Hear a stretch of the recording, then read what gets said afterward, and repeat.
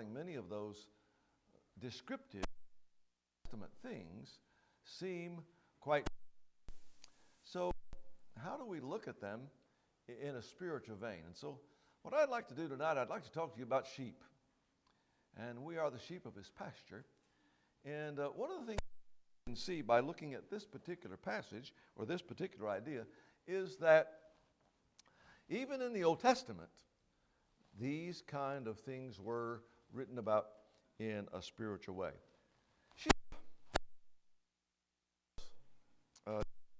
In John 10, verse 1 through 5, truly I say unto you, he does not enter by the door into the fold of the sheep, but climbs up another way. He's a thief and a robber, but he who enters by the door is a shepherd of the sheep.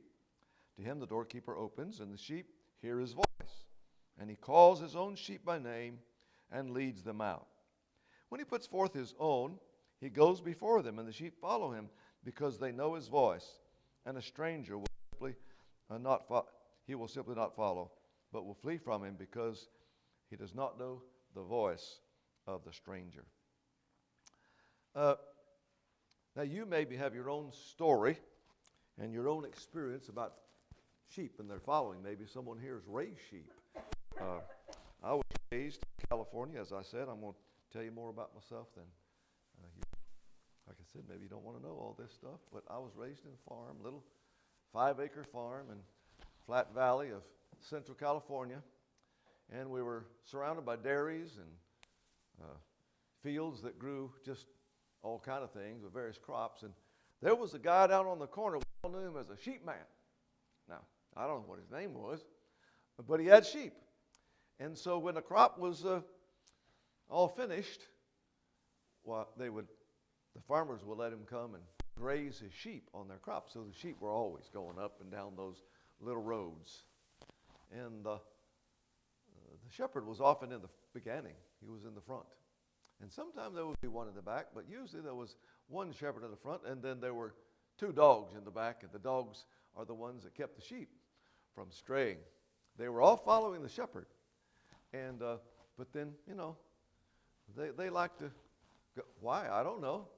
But they're not only followers. It seems quite easy for sheep to get lost. In Psalms 119, verse 176, the last, I think it's the second to last verse in that 119th Psalm. I have gone astray like a lost sheep. Seek thy servant, for I do not forget thy commandments. They get lost, and someone needs to find them. We like sheep have gone astray, Isaiah writes in chapter 53.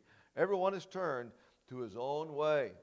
Jesus talks about sheep being lost, like various things being lost, but one of them was a sheep, and the sheep just wanders away. He doesn't see where the flock is, and he raises his head, and he doesn't know how to find his way out. And the shepherd, he leaves his sheep in the fold, and he goes and finds that one sheep because of the value of that sheep. One of the most interesting things I ever read about sheep and sheep as followers, I held a meeting in Canyon City, Colorado, this many years ago, and the brother there who I stayed with, the family I stayed with, he loved the history of Colorado and had a bunch of history books. And I'd already moved, I can't remember. There are things I can't remember. I thought I'd already moved to Oregon. At least I knew the Oregon Trail and had some connection with Oregon by that time. Now, I didn't know nothing about Oregon just because I'm from California, because it's like a foreign country up there. But I read this book, and I found out that a lot of the sheep that came into Colorado, where they had the sheep and cattle wars, came from Oregon. I thought that was interesting. Now, they've got a lot of rivers to cross. How do you get the sheep to cross the rivers? And that was one section that was so exciting to me in that book. What they said was the shepherd knows his sheep. And he would know the sheep that were the boldest, the bravest. When they would come to a river, he said they would just take these boldest sheep and they would just force them, drive them off into the river, and they would swim across and they would back up, and the whole big old herd would just follow them right across that river. Sheep are followers, but they also get lost easy. They need a dog or they need a shepherd. They need somebody to bring them back to the fold. Now, if we go over to Ezekiel, Ezekiel says some interesting things about shepherds. He said, "Son of man, prophesy," this is Ezekiel 34, "prophesy against the shepherds of Israel. Prophesy and say to them, this is what the sovereign Lord says, woe to the shepherds of Israel, who only take care of themselves. Should not shepherds take care of the flock? You eat curds, clothe yourself with the wool, you slaughter the choice animals, but you do not care for the flock. You have not strengthened the weak, or healed the sick, or bound up the injured. You have not brought back the strays in search for the lost. You have ruled them harshly and brutally. So they were scattered because there was no shepherd. And when they were scattered, they became food for all the wild animals. My sheep wandered all over the mountains and on every high hill. They were scattered over the whole earth, and no one searched or looked for them. Therefore you shepherds, hear the word of the Lord. As surely as I live, declares the Lord, because my flock lacks a shepherd, and so has been plundered, and has become food for all the animals, and because my shepherds did not search for my flock, but cared for themselves rather than my flock, therefore, O shepherds, hear the word of the Lord. This is what the sovereign Lord says: I'm against the shepherds, and will hold them accountable for the flock. I'll remove them from tending the flock, so the shepherds can no longer feed themselves. I will rescue my flock from their mouths, and it will no longer be food for them. So I want to stop and talk a little bit here. I said I was going to go short, so I'm going to really try to do that. I can talk long sometime, not thinking it. I think Dina just shook her head yes. Yes, he knows. I got some young men here that have talked to me about preaching. God bless you. And I told Herschel, I gave him my phone number. You call me, talk to me anytime. And I've been working on Daniel a little bit. I love you. I love all of you. You know, we still need shepherds. That's what that elder is, the shepherd. So what's our job? What's our job? I'll tell you what our job is. And all of us really fit this category. Some of us just have been appointed that way. Some of us had made that our goal in life. But we need to learn to be shepherds. And he just lays out what we do.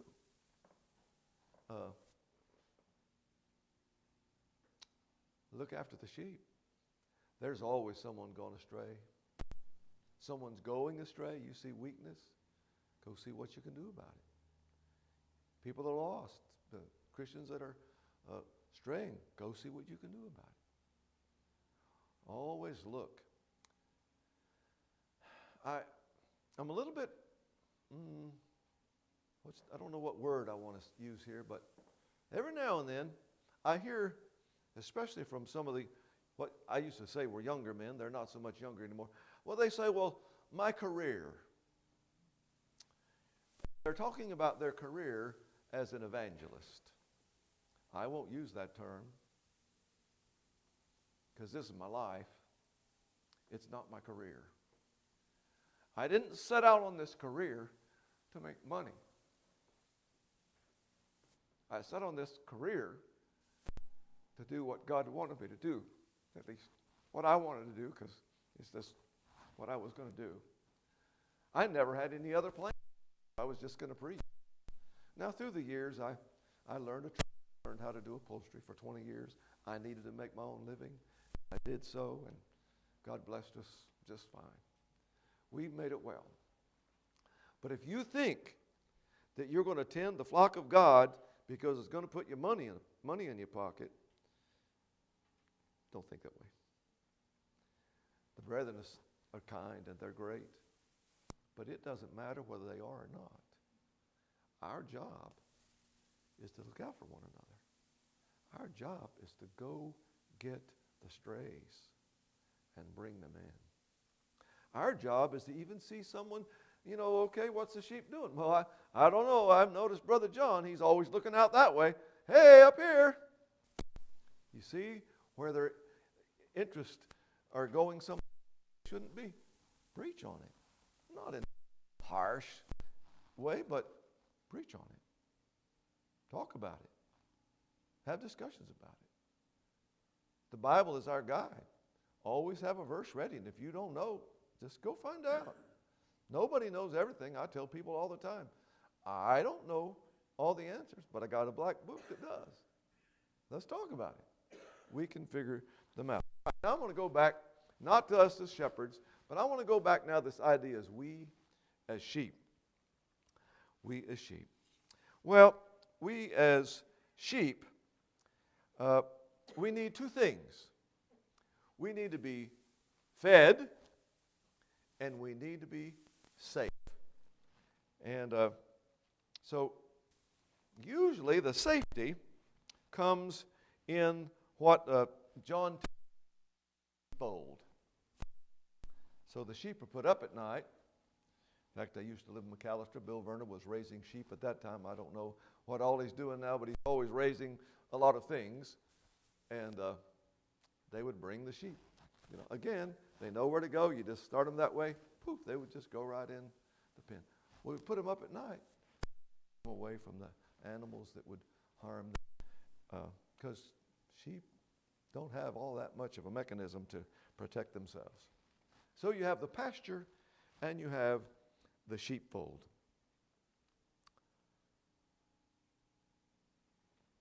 Jesus says in John chapter 10,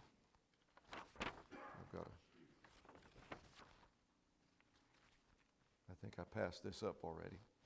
John chapter 10, and let's continue reading. I want to start reading now at verse. Jesus used this figure of speech, but they did not understand what he was telling them. Therefore Jesus said again, I tell you the truth, I'm the gate for the sheep. All who ever came before me were thieves and robbers, but the sheep did not listen to them. I am the gate. Whoever enters through me will be saved. Some translations say will be kept safe. See that idea, that sheepfold? You go into the sheepfold, and it's a safe place to be. And then he says, and he will come in and go out and find green pastures. The thief comes only to steal and to kill and destroy. I have come that you might have life and have it more abundantly, or have it to the full. I am the good shepherd. The good shepherd lays down his life for the sheep. The man runs away because he is a hired man and cares nothing for the sheep. I am the good shepherd. I know my sheep, and my sheep know me. Just as the Father knows me, and I know the Father, I lay down my life for the sheep. I have no other sheep, or I have other sheep that are not of this fold. I must bring them in also. They too will listen to my voice, and there shall be one fold and one shepherd.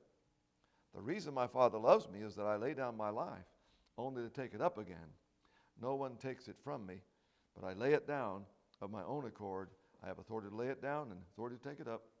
This command I receive from my Father. So, a couple things here, but the first thing is, if we're the sheep, do we listen to his voice, or do we listen to the voice of the hireling? Whose voice are you listening to? Are we listening to the real shepherd, or do we easily get led astray by the hireling or a thief? And there's two different individuals. There one wants to harm the sheep, and the other one just is, he doesn't want to do anything that would harm him, and he lets the sheep go. In Psalms 95, the 95th Psalm, verse 6, come, let us bow down and worship. Let us kneel before the Lord our Maker. For he is our God, and we are the people of his pasture, the flock under his care. Today, if you will hear his voice, do not harden your hearts as you did at Meribah, as you did that day in Massah in the desert, where your fathers tested and tried me, though they'd seen what I did. For 40 years I was angry with that generation. I said, they are people whose hearts go astray, and they have not known my ways. So I declared on oath in my anger, they shall never enter my rest. Who are we, the sheep of his pasture, really? Whose pasture are we in? Psalm 79, verse 13. So thy people and the sheep of thy pasture will give thee thanks forever. We will show forth thy praise to all generations. Psalms 103. Know ye that the Lord, he is God. It is he who made us, and we ourselves are his people, the sheep of his pasture. You see, even in the Psalms, he says we're people, sheep of his pasture. In other words, not every time in the Old Testament when it talks about blessings and how that there's going to be pasture on the hills and all these ideas of plenty of water and plenty of nourishment. Not always, even in the Old Testament does it use it in a literal sense.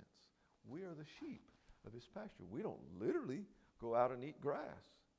Jesus says, I'm the gate. I'll lead you out. I'm going to lead you out. So when there's food there, I'm going to lead you out. You follow me. When there's danger, I'll lead you back in. You just follow me. You hear my voice. You follow me wherever I say to go, and you will be a blessed sheep. You will be a blessed person. I am the gate. That was the thing that kind of got me started. Jesus, he says, I'm the gate, and I will lead you in and out and find green pasture. I am the gate. He's going to keep us safe as well as feed us.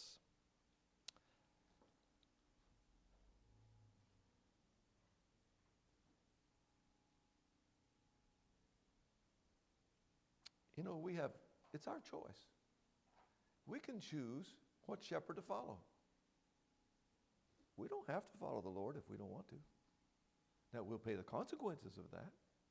We're going to be left out on that hillside and we're going to be devoured by wolves.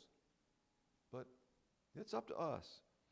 And we have to make up our mind that we're going to listen to the voice of the shepherd. Paul told the Ephesian elders, I know this, that after my departing, grievous wolves were entering among the flock, among you, not sparing the flock. Jesus said in the Sermon on the Mount, beware of false prophets who will come to you in sheep's clothing, but inwardly they're ravening wolves. So, two sheep. One follows the Lord, and one doesn't. And one sheep says to the other, I think I'm getting kind of skinny. We have not had good pasture for quite a long time now. And the other one said, well, we get plenty to eat because I'm the sheep of his pasture. The blessings are only in the Lord. In the other pen and on that other mountain, following someone that is not the Lord, there's going to be trouble and difficulty and failure. Psalms 23, again, one of the most famous words of the Bible. The Lord is my shepherd. I shall not want. And that's the point. Everything we need, he supplies. I shall not want. He makes me to lie down in green pastures. There's plenty of food, green pastures. He leads me beside still waters. Now, what's the significance of still waters? Well, no danger, calmness. You know, we have a number of those descriptives, and one of the ones that I've learned lately in the Revelation, I'm convinced anyway, that the sea of glass in the Revelation is just a descriptive of the calmness in Jesus. We live about 50 miles from the ocean. Now, I've been to the Gulf like one time, and it was rippling a little bit. Where we live, it's raging most of the time. But I don't care where you go. You never go to the ocean. You never go to a sea anywhere and look over in there and see a reflection of yourself, at least not a good one, because it is never still. And I don't have these verses, and I told you I was going to not keep you long, so it's good. But just look up the word sea. Just look up your concordance, go on your little search. Look up the word sea, and you will find the word sea is often used of the societies, the civil things of man, or sometimes uncivil, that are always in flux. They're always churning. They never quit. You will notice that the four kingdoms of Daniel, they're called four beasts, first of all, before we know their kingdoms, and they all four come out of the sea. The beast in Revelation comes out of the sea, the first beast. Second beast, which I believe is a religious beast, he comes out of the earth. In other words, he just tells you what man says. But this idea of turmoil, it's all around us. And we look at our world today and we say, well, you know, the world's never been this bad where we are. Might never been bad where we are, but it's always been this bad everywhere. It's just the way people are. But we don't have to live. We live among that, but we don't have to be in turmoil. We can be calm. We can be peaceful. Why? Because the Lord is my shepherd. And he leads me beside still waters. He leads me where things are confident, where things are okay. Now, I'm telling you, not everything in my life's always gone okay. Sometimes I cried because it didn't go the way I wanted it to go. But it's okay. It's sad when we lose loved ones. Sad to lose Roy. They were just at our house not long ago. In fact, Roy sent me a text Sunday morning. And I didn't answer his text before I heard that he died. Well, that's sad and we miss him.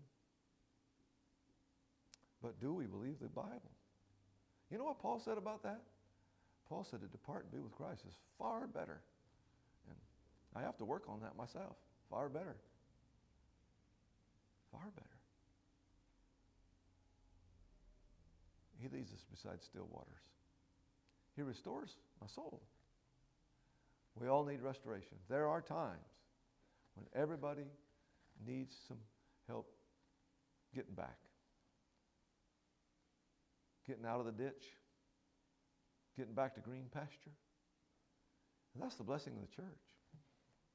We have a family of people that will help us anytime at the drop of the hat under any circumstance.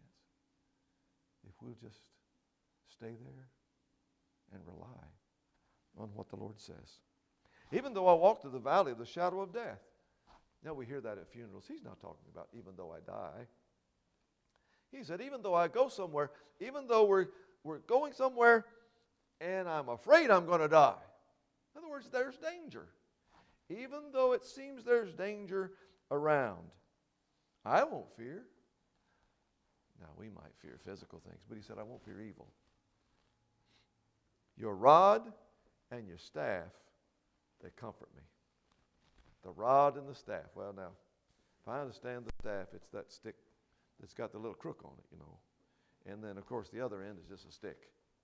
So it's either get back in line or, come here. And guess what? Sometimes we need that. His rod and his staff comfort me. Paul says that when we're chastened of the Lord, we should rejoice because he doesn't chasten anybody that he doesn't love. We're his people, we're his children. He loves us.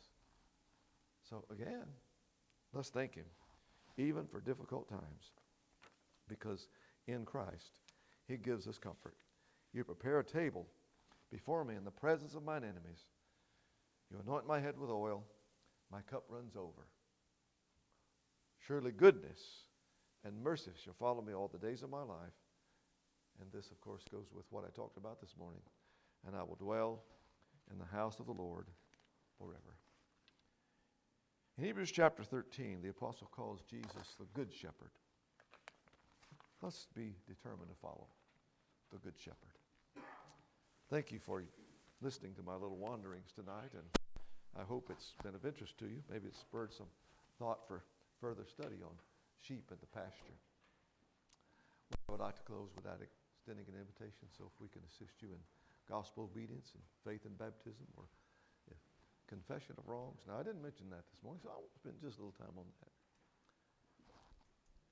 Because I've been talking about this sheep and how we're the part of his pasture. You know, in James chapter 5, James says, he that is sick, let him call for the elder of the church. Sickness there is spiritual, not physical. And if you doubt that, I'll be glad to have a conversation with you afterwards. It's the only thing you can come up with contextually. He says, call for the elder of the church. He didn't say, wait till Sunday and make it right. Call for somebody. Call for somebody that you know can help you.